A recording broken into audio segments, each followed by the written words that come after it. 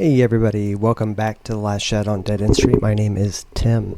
Tonight, or actually today, I watched Cannibal Holocaust from 1985. Sometimes it's fun to pick a movie set during the day and watch it during the day because it actually does affect the way you watch the movie in the shed. One other thing, if you don't notice or not, I am sweating quite a bit, so I always think it's a fun idea to watch these types of movies, settings, particularly cannibal movies, and these higher temperatures definitely drive some of the point a little bit. If you're not familiar with Cannibal Holocaust, again, it is from 1985. It's a found footage movie.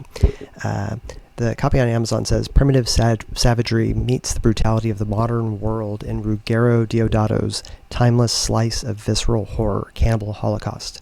The most complete cut yet of the horror classic with newly restored footage and sound on Amazon Prime. So anyhow, it's this found footage movie that we have found the footage of a crew who went down to the jungle.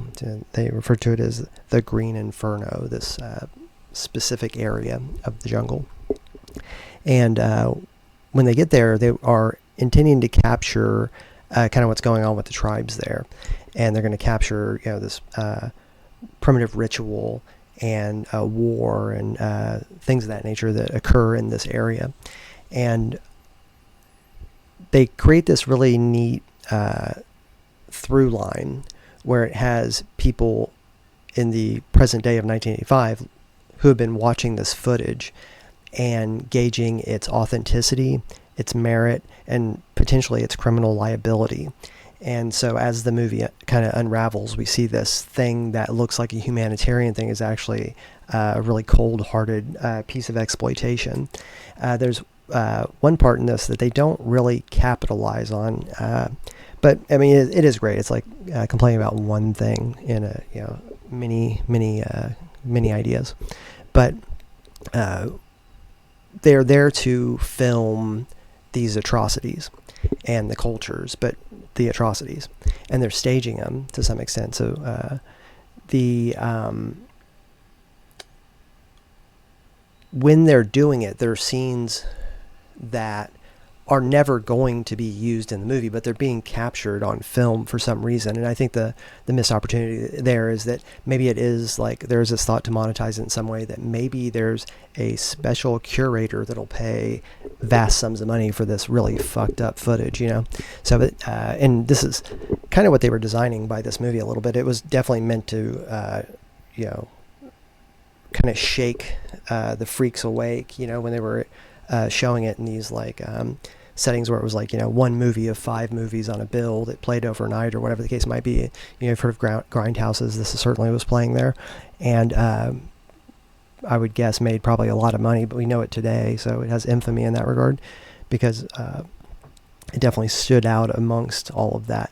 And the reason why it does is because it's an awful horror movie that really does not offer any sort of tantalizing pleasure. Really, it is a morally hollow movie as much as it talks about morality, but that is what it is. And so it definitely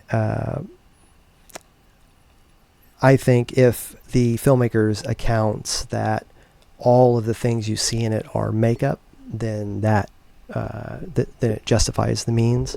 I question whether some of this stuff is or not, because there's animal stuff in it, so definitely be aware of that there are animal scenes in it that are very disturbing, but like you see in nature documentaries and things, but it's very unpleasant. One of the things that really stands out in this is the score. It's way better than it should be. The theme to Cannibal Holocaust is one of the great scores. This theme that they have, it's by Riz Ortolani, who you might be aware of if you like Quentin Tarantino and stuff. He talks about him. That's how I found out about him. So anyway, like I said, I wanted to see Cannibal Holocaust in the shed when it was kind of hot and everything to kind of add to it. And so it gave me the idea that we'll be wanting to do an episode where I invite some people over and we have an afternoon of cannibal movies in the heat like this and see who can stand it. Anyway, Cannibal Holocaust is playing on Amazon Prime. It's from 1985 and it's 96 minutes long. It's an awful movie. It's one that you really have to know about. So maybe look into it a little bit because it is rough if you're not aware of it already. It's by Ruggero Deodato. My name is Tim. This is The Last Shed on Dead End Street.